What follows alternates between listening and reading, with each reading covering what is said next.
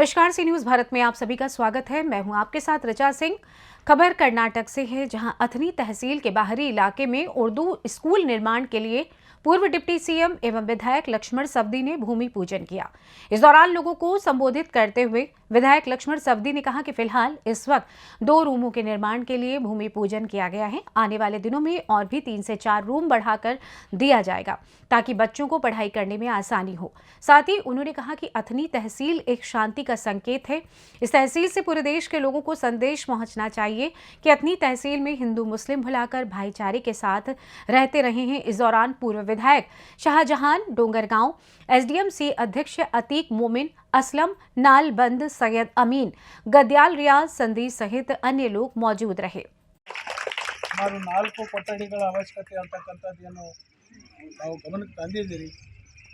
3 ಅಥವಾ 4 ಕಟ್ಟಡಗಳನ್ನು ಆದಷ್ಟು ಬೇಗನೆ ಅವಕ್ಕೂ ಕೂಡ ಮಂಜೂರಾತಿ ಮಾಡಿಕೊಂಡು ಎಲ್ಲ ಮಕ್ಕಳಿಗೆ ಇಲ್ಲಿ ವಿದ್ಯೆಯನ್ನು ಕಲಿತಕ್ಕಂಥದ್ದಾಗಬೇಕು. ಅದರ ಜೊತೆಗೆ ಈಗಾಗಲೇ ಒಂದು ಉರ್ದು ಮಾಧ್ಯಮದಲ್ಲಿ ಹೈಸ್ಕೂಲನ್ನು ಅಥಣಿ ಪಟ್ಟಣದಲ್ಲಿ ಮಾಡಬೇಕು ಅಂತಕ್ಕಂಥ ಪ್ರಸ್ತಾವನೆ ಕೂಡ ನಾನು ಕೊಟ್ಟಿದ್ದೀನಿ.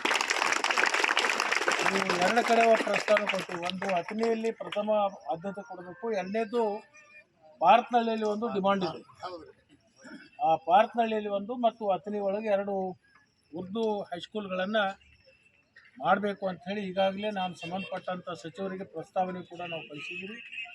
ಅದ್ರ ಮುಂದಿನ ದಿನಮಾನದಲ್ಲಿ ಒಂದು ಹೈಸ್ಕೂಲ್ ಆದದ್ದಾದರೆ ಭಾಳಷ್ಟು ಉರ್ದು ಕಲಿತಕ್ಕಂಥ ಮಕ್ಕಳಿಗೆ ಅನುಕೂಲ ಆಗ್ತಿದೆ ಅಂತಕ್ಕಂಥ ಮಾತನ್ನು ಈ ಸಂದರ್ಭದಲ್ಲಿ ನಾನು ಹೇಳಿಕ್ಕೆ ಬಯಸಿ, ಜೊತೆಗೆ ಇಲ್ಲಿ ಇನ್ನೊಂದು ವಿಷಯ ಪ್ರಸ್ತಾಪ ಮಾಡಿದರೆ ತಪ್ಪಾಗಲಿಕ್ಕಿಲ್ಲ. ಇದೇನು ಭಾಗೀರಥಿ ಹಳ್ಳ ಅಂತ ಏನು ಅದ, ಇದಕ್ಕೆ ಮೊನ್ನೆ ವಿಶೇಷ ಅನುದಾನವನ್ನು ಪಡ್ಕೊಂಡು ಸುಮಾರು 10 ಕೋಟಿ ರೂಪಾಯಿಗಳನ್ನು ಮಂಜೂರಾತಿಯನ್ನು ಮಾಡಿದ್ವಿ. ಅಂದರೆ ಇಲ್ಲಿರ್ತಕ್ಕಂಥ ಕೊಳಚೆ ಪ್ರದೇಶವನ್ನು ನಿರ್ಮೂಲನೆ ಮಾಡಿ ಅದರದ್ದು ಉತ್ತಮವಾಗಿರ್ತಕ್ಕಂಥ ಅಲ್ಲೊಂದು RCC ಕೆನಾಲನ್ನು ಮಾಡಿ ಆ ಕೆನಾಲ್ ಮುಖಾಂತರ ನೀರು ಪಾಸ್ ಮಾಡಿದ್ದಾದರೆ ಇಲ್ಲಿ ಆ ಗಲೀಜ ಮತ್ತು ಏನು ಕೊಳಚೆ ಅಂತಕ್ಕಂಥದ್ದು ಅದು ನಿರ್ಮೂಲನೆ ಆಗುತ್ತದೆ. ಆ ದಿಶೆಯಲ್ಲಿ ಅದನ್ನು ಕಾರ್ಯವನ್ನು ಮಾಡ್ತಕ್ಕಂಥ ಸಂದರ್ಭದಲ್ಲಿ ಎಲ್ಲರೂ ಅದಕ್ಕೆ ಸಹಕಾರವನ್ನು ಕೊಡಬೇಕು ಅಂತ ಹೇಳಿ ನಾನು ಈ ಸಂದರ್ಭದಲ್ಲಿ ಕೇಳ್ಕೊತೀನಿ. ಅದರ ಜೊತೆಗೆ ಮೊನ್ನೆ ಅಲ್ಪಸಂಖ್ಯಾತರು ಎಲ್ಲೆಲ್ಲಿ ಜಾಸ್ತಿ ಇದ್ದಾರೆ ಅಲ್ಲೇನು ಕೊಳಚೆ ಪ್ರದೇಶ, ರಸ್ತೆ ಇಲ್ಲ, ಚರಂಡಿ ಇಲ್ಲ ಅಂಥ ಒಂದು ಪ್ರದೇಶಗಳನ್ನು ಗುರುತಿಸಿ ಅದಕ್ಕೆ ವಿಶೇಷ 5 ಕೋಟಿ ಅನುದಾನವನ್ನು ಕೊಡಬೇಕು ಅಂತ ಹೇಳಿದ್ದೀನಿ. ಸಂಬಂಧಪಟ್ಟಂಥ ಅಧಿಕಾರಿಗಳಿಗೂ ಈಗಾಗಲೇ ಪ್ರಸ್ತಾವನೆಯನ್ನು ನಾನು ಕೊಟ್ಟಿದ್ದೀನಿ. ಅದು ಬಂದಿದ್ದಾದರೆ ಎಲ್ಲಿ ಅಲ್ಪಸಂಖ್ಯಾತ ಮುಸ್ಲಿಂ ಸಮಾಜದವರು ಇದ್ದಾರೋ ಅಲ್ಲಿ ರಸ್ತೆ ಇರ್ಬೋದು, ಚರಂಡಿ ಇರ್ಬೋದು, ಕುಡಿ ನೀರಿನ ವ್ಯವಸ್ಥೆ ಇರ್ಬೋದು, ಅದನ್ನು ಸಂಪೂರ್ಣವಾಗಿ ಪರಿಹಾರವನ್ನು ಮಾಡುವಂಥ ಕೆಲಸಕ್ಕೂ ಕೂಡ ವಿಶೇಷ ಅನುದಾನ 5 ಕೋಟಿ ರೂಪಾಯಿಗೆ ನಾನು ಮುಖ್ಯಮಂತ್ರಿಗಳನ್ನು ಕೇಳಿದ್ದೀನಿ. ಸಂಬಂಧಪಟ್ಟಂಥ ಅಧಿಕಾರಿಗಳಿಗೂ ಈಗಾಗಲೇ ಪ್ರಸ್ತಾವನೆಯನ್ನು ಕೊಟ್ಟಿದ್ದೀನಿ. ಅದು ಕೆಲವೇ ದಿನದಲ್ಲಿ ಅದು ಮಂಜೂರಾತಿ ಆದಾಗ ಎಲ್ಲೆಲ್ಲಿ ಮುಸಲ್ಮಾನ್ ಸಮಾಜದ ಇರತಕ್ಕಂಥ ಓಣಿಗಳಿರ್ಬೋದು, ಅವು ರಸ್ತೆ, ಚರಂಡಿ, ಕುಡಿ ನೀರು, ಒಟ್ಟಾರೆ ಅಥಣಿ ಪಟ್ಟಣಕ್ಕೆ ಮೂಲಭೂತ ಸವಲತ್ತುಗಳನ್ನು ಏನು ಕೊಡಬೇಕಾಗಿದೆ.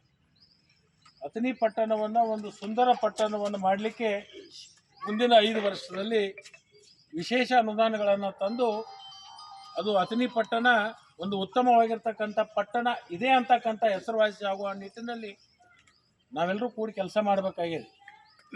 ಭಾಳಷ್ಟು ಜನ ಪುರಸಭೆಯ ಸದಸ್ಯರೆಲ್ಲರೂ ಇದ್ದಾರೆ. ಉರ್ದು ಕಲಿತಕ್ಕಂಥ ಮಕ್ಕಳಿಗೆ ಕಟ್ಟಡದ ಅವಶ್ಯಕತೆ ಇದೆ. ಇಲ್ಲೊಂದು ಕಟ್ಟಡದ ವ್ಯವಸ್ಥೆಯನ್ನು ಮಾಡಬೇಕು ಅಂತ ಹೇಳಿ ಭಾಳಷ್ಟು ಸಾರಿ ಹೇಳ್ತಾ ಇದ್ರು. ಆದರೆ ಅವರ ಆಶೆ ಇವತ್ತು ನೆರವೇರಿದೆ. ಇವತ್ತು 2 ಕೋಣೆಯನ್ನು 80,000 ರೂಪಾಯಿದಲ್ಲಿ 2 ಕೋಣೆಗಳಿಗೆ ಇವತ್ತು ಶಿಲಾನ್ಯಾಸವನ್ನು ಮಾಡಿದ್ವಿ.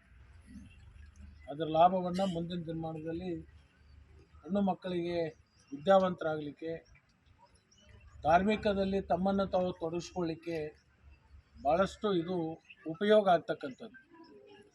ಉರ್ದು ಅಂತಕ್ಕಂಥದ್ದು ಇದು ಮುಸಲ್ಮಾನ್ ಸಮಾಜದ ಮಾತೃ ಭಾಷೆ. ಈ ಭಾಷೆ ಕೇವಲ ಮನೆಯಲ್ಲಿ ಕಲಿಯೋದಲ್ಲದೆ ಅಷ್ಟೇ ಅಲ್ಲದೆ ಶಾಲೆಯಲ್ಲಿ ಕಲಿತ್ರೆ ಕುರಾನ್ ಪಠಣ ಮಾಡಲಿಕ್ಕೆ, ಧಾರ್ಮಿಕ ವಿಷಯಗಳನ್ನು ಅರ್ಥ ಮಾಡ್ಕೊಳ್ಳಿಕ್ಕೆ ವಿಶೇಷವಾಗಿ ಹೆಣ್ಣು ಮಕ್ಕಳಿಗೆ ಭಾಳಷ್ಟು ಇದು ಸಹಾಯ ಆಗ್ತದೆ. ಆ ನಿಟ್ಟಿನಲ್ಲಿ ಇವತ್ತು ಆ ಶಾಲೆಯಲ್ಲಿ ತಾವು ಕಲಿತಕ್ಕಂಥ ಹೆಣ್ಣು ಮಕ್ಕಳು ಮುಂದಿನ ದಿನಮಾನದಲ್ಲಿ ಉತ್ತಮ ಗೃಹಿಣಿಯಾಗಿ ಹೊರಬರಲಿ ಅಂತಕ್ಕಂಥ ಮಾತನ್ನು ನಾನು ಈ ಸಂದರ್ಭದಲ್ಲಿ ಹೇಳಲಿಕ್ಕೆ ಬಯಸ್ತೀನಿ. बेलगाम से सी न्यूज संवाददाता जब्बार चिंचली की रिपोर्ट। फिलहाल के लिए इस खबर में बस इतना ही। देश दुनिया की तमाम खबरों की जानकारी के लिए आप देखते रहें सी न्यूज भारत। हर खबर आपके साथ, आपके हाथ।